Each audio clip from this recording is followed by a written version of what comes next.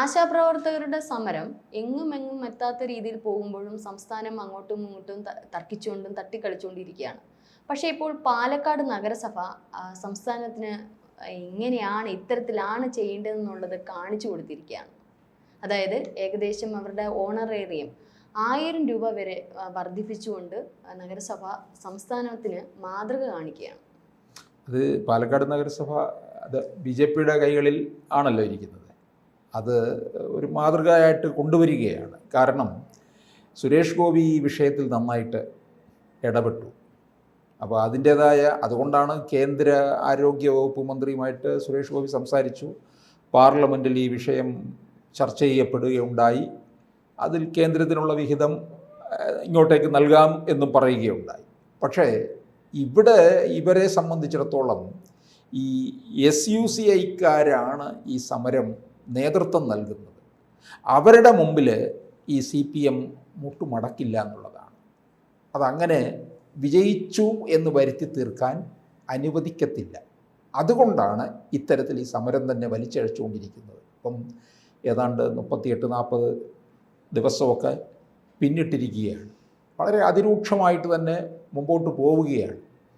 ഇത്രയും നടന്നിട്ട് പോലും LDFിലോ UDFിലോ ഉള്ള ഈ എന്തിനും തൊട്ടതിനും പിടിച്ചതിനും ഒക്കെ കുരയ്ക്കാൻ റെഡിയായി നിൽക്കുന്ന കുറേ സാംസ്കാരിക രംഗത്തുള്ളവരുണ്ട്. പ്രത്യേകിച്ച് വനിതാ കൂട്ടായ്മകളുണ്ട്.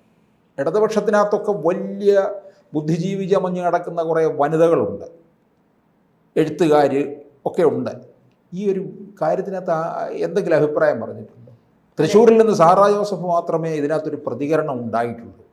ഇതര സംഘടനകൾ എതിർക്കുന്നില്ലെങ്കിലും എതിർക്കുന്ന തരം വ്യത്യസ്തമാണ്. ഇപ്പം NTUC തന്നെ പറയുന്നത് ഓണറേറിയം അല്ല കിട്ടേണ്ടുന്നത്, അവർക്ക് വേതനമാണ് ആവശ്യം. അത് നേരത്തെ ഞങ്ങൾ മുൻകൂട്ടി പലതരത്തിലും അറിയിച്ചിട്ടുണ്ട്, അതിനായി ഞങ്ങൾ സമരം ചെയ്തിട്ടുണ്ട്, ഇപ്പോഴും ഞങ്ങൾ സമരം ചെയ്യുന്നു എന്നുള്ളത്.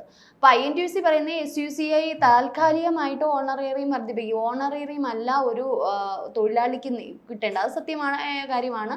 അവർക്ക് വേണ്ടുന്നത് വേതനമാണ്. ഏതൊരു വ്യക്തിക്കും ഏതൊരു തൊഴിലാളിക്കും വേണ്ടുന്ന വേതനമാണ്. ഓണറേറിയം എന്നുള്ളത് സംഭാവന, ഇങ്ങനെ ഇത്തരത്തിലാണ് NTUC അതിനെ വിമർശിക്കുന്നത്. എന്ത് തന്നെയായാലും ഇപ്പം UDF ആണെങ്കിലും LDF സർക്കാർ ആണെങ്കിലും ഇതിനെ അങ്ങോട്ടും ഇങ്ങോട്ടും ഇട്ട് തട്ടുന്നതല്ലാതെ കേന്ദ്രത്തിന് കുറ്റം പറയുന്നതല്ലാതെ തികച്ചും ഇതിന് വേണ്ടുന്ന ന്യായമായ തീരുമാനങ്ങൾ എടുക്കാൻ സാധിക്കുന്നില്ല എന്നുള്ളത്. അതുപോലെ തന്നെയാണ് ഇപ്പോൾ സംസ്ഥാന സർക്കാർ ഇങ്ങനെയുള്ള ഒരു കള്ളത്തരങ്ങൾ, ഒരു ഇരട്ടത്താപ്പ് പോലുള്ള കാര്യങ്ങൾ കാണിക്കുമ്പോൾ പുതുശ്ശേരിയിൽ 18,000 രൂപ വർദ്ധിപ്പിച്ചുകൊണ്ട് അവിടുത്തെ രംഗസ്വാമി എന്ന മുഖ്യമന്ത്രി ഇപ്പോൾ ആശാ വർക്കേഴ്സിൻ്റെ വേതനം വർദ്ധിപ്പിച്ചിരിക്കുകയാണ്. ഏകദേശം 305 ആശാ വർക്കേഴ്സോളം അവരുടെ വേതനമാണ് ഇപ്പോൾ വർദ്ധിപ്പിച്ചിരിക്കുന്നത്. ഇതൊക്കെ നമ്മുടെ സംസ്ഥാന സർക്കാരിന് മാതൃകയാണ്. ഇതൊക്കെ ഒന്ന് കാണേണ്ടിയിരിക്കുന്നു. ഇപ്പം നമുക്ക് തന്നെ അറിയാം, കർണാടകയിലും ഇത്തരത്തിൽ ആശാസമരം വന്നപ്പം വെറും 5 ദിവസം കൊണ്ട് അത് പരിഹരിക്കാനായി. പക്ഷേ ഇന്ന് 40 ദിവസത്തിന് മേൽ അതിൽ അധികമായിട്ട് ആശാ വർക്കേഴ്സ് നിരാഹാര സമരം ഉൾപ്പെടെ ഇത്തരത്തിൽ നമ്മുടെ സെക്രട്ടേറിയറ്റിന് മുമ്പിൽ നടക്കുമ്പോൾ ഇതൊന്നും ചർച്ചയ്ക്ക് പോലും വഴിത്തിരിവാകുന്നില്ല. ഒരു ചർച്ചയ്ക്ക് പോലും അവർ എടുക്കുന്നില്ല. ചർച്ച ചെയ്യുമ്പോഴുള്ള വീണ ജോർജിൻ്റെയൊക്കെ പരാമർശങ്ങൾ നമ്മൾ കേട്ട് ഇവരെയൊക്കെ കളിയാക്കുന്ന തരത്തിലാണ്, മറ്റൊരു രീതിയിൽ വീക്ഷിക്കുന്ന തരത്തിലും കളിയാക്കുന്ന തരത്തിലുമാണ് ഇവരുടെ ചർച്ചകൾ പോയിരിക്കുന്നത്. കേന്ദ്രത്തിൽ പോയി എന്ന് പറഞ്ഞത് അതും പാടെ 8 നില പൊട്ടി ഇപ്പോൾ ഇരിക്കുകയാണ്. അതും ജനങ്ങൾക്ക് മനസ്സിലായി ഇത് കേന്ദ്രത്തിൽ ആരെ കാണാൻ എന്തിനാണ് പോയതെന്നുള്ളത്. അതും ഇപ്പോൾ വീണ ജോർജ് പറ്റി വലിയ വിമർശനങ്ങളാണ് നമ്മുടെ സമൂഹത്തിൽ വന്നിരിക്കുന്നത്. ഇത്തരത്തിലൊരു സംസ്ഥാന സർക്കാർ ഒരു ചർച്ച ചെയ്യുമ്പോൾ തീരാവുന്ന പ്രശ്നമേ ഉള്ളൂ. ഇപ്പം നമുക്ക് തന്നെ അറിയാം, ഇപ്പൊ പാലക്കാടിന്റെ കാര്യം പറഞ്ഞപ്പോൾ അതിന് സംസ്ഥാന സർക്കാരിന്റെ അനുമതി വേണം. അനുമതി ഇല്ലാണ്ട് ഇവർക്ക് ഇത് കൂട്ടാൻ പറ്റില്ല. പക്ഷേ നഗരസഭ തയ്യാറാണ്, ഇവർക്ക് ഓണറേറിയം ഇത് വേതനം വർദ്ധിപ്പിക്കാൻ തയ്യാറാണ്. പക്ഷേ സംസ്ഥാന സർക്കാരിൻ്റെയും കൂടെ അനുമതി ഉണ്ടെങ്കിൽ മാത്രമേ അവർക്കതിന് സാധിക്കുകയുള്ളൂ. പക്ഷേ ഇത്തരത്തിൽ ഇപ്പൊ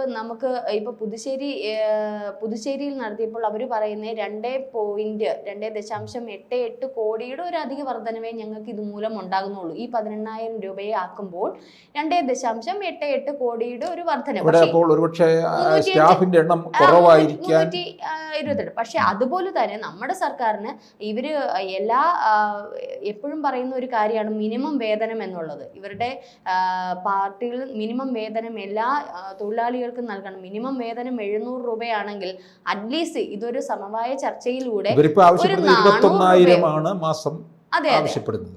അതെ 700 രൂപ വെച്ചാകുമ്പോൾ 21,000 അതായിരിക്കും ആ ഒരു കണക്കിൽ വരുന്നത്. പക്ഷേ ഈ 700 എന്നുള്ളത് അങ്ങോട്ടും ഇങ്ങോട്ടും ഒരു ചർച്ച നടത്തി ഒരു 400 രൂപ ദിവസവേതനം 400 രൂപയാക്കിയാൽ തന്നെ നമുക്കതിൽ കണക്ക് കൂട്ടാം. 31 ദിവസം ഏകദേശം 21 കോടി, അങ്ങനെ ഒരു വർഷത്തേക്ക് നമുക്ക് കൂടി വന്ന ഒരു 400 കോടി പോട്ട് ഒരു 300 കോടിയുടെ ഒരു ബജറ്റ് ഇട്ട് നമുക്കിത് അടുത്ത പാർലമെന്റിൽ പാസ്സാക്കാവുന്ന ഒരു കാര്യം. നമ്മൾ എത്രയോ കോടികൾ കടമെടുക്കുന്നു, എത്രയോ കോടികൾ അനാവശ്യമായിട്ട് വിനിയോഗിക്കുന്നു, എത്രയോ കോടികളുടെ കണക്കുകൾ കാണിക്കാതെ അത് എഴുതി കേന്ദ്രത്തിന് തിരികെ കൊടുക്കേണ്ടുന്ന അവസ്ഥകളൊക്കെ ഉണ്ടാവുന്നുണ്ട്. അപ്പോൾ ഇത്തരത്തിൽ കൃത്യമായ കണക്കുകളും കാര്യങ്ങളും ഒക്കെ കൊടുത്ത് നമ്മൾ ഇത്തരത്തിൽ ചെയ്യുമ്പോൾ കേന്ദ്രവും വേണ്ടുന്ന സഹായം ഇങ്ങോട്ട് ചെയ്യും.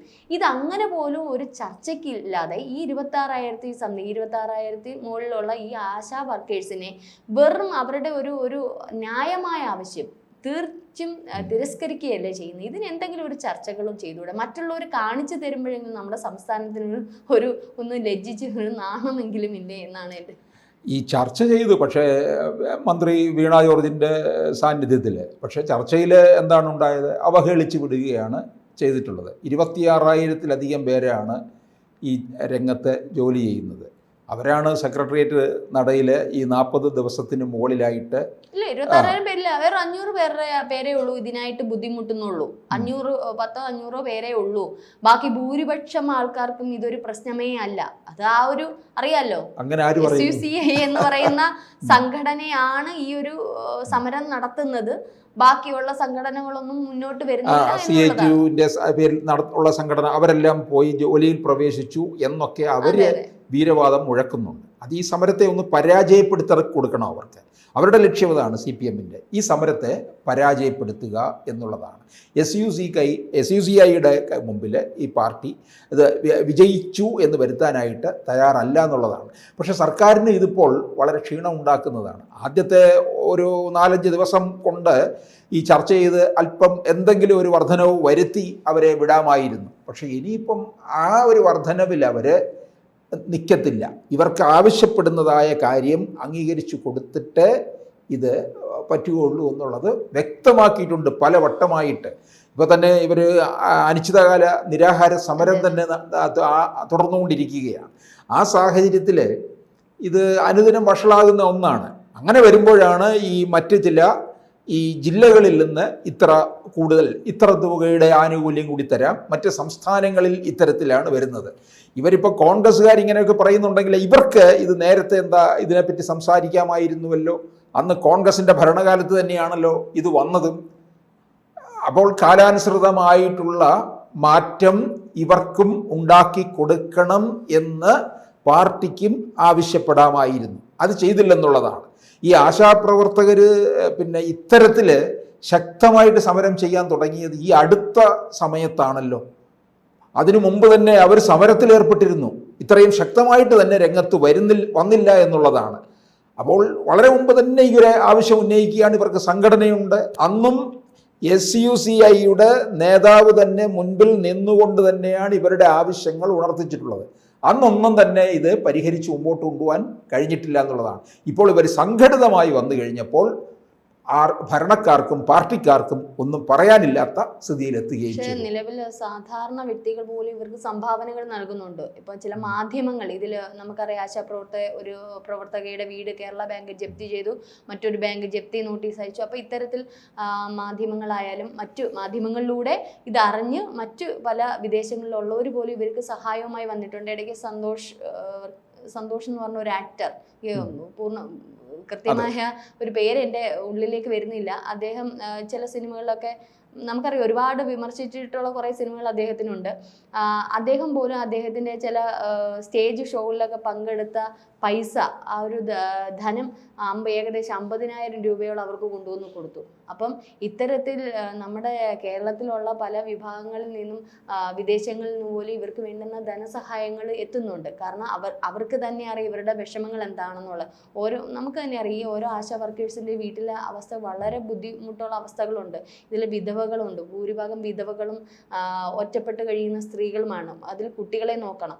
അപ്പം ഇത്തരത്തിൽ ഒരുപാട് ബുദ്ധിമുട്ടുകൾ സഹിക്കുന്ന സ്ത്രീകളാണ് ഈ ആശാ വർക്കേഴ്സ് എന്ന് പറയുന്നത്. അപ്പോൾ അവരിലേക്ക് ഇറങ്ങിച്ചെന്ന് സംസ്ഥാനം വേണ്ടുന്ന കൃത്യമായ നടപടിയാണ് സ്വീകരിക്കേണ്ടത്. അവരെ കണ്ടില്ല എന്ന് നടിക്കരുത്. കാരണം സ്ത്രീകൾ എന്ന് പറയുന്നത് നമ്മുടെ സംസ്കാരവും നമ്മുടെ പൈതൃകവും ഒക്കെ ചേരുമ്പോൾ സ്ത്രീകൾക്ക് വളരെയധികം പ്രാധാന്യം കൊടുക്കുന്ന ഒരു സംസ്ഥാനമാണ് നമ്മുടെ കേരളം. അപ്പം നമ്മുടെ സർക്കാർ ഒരിക്കലും കണ്ണടയ്ക്കാതിരിക്കട്ടെ.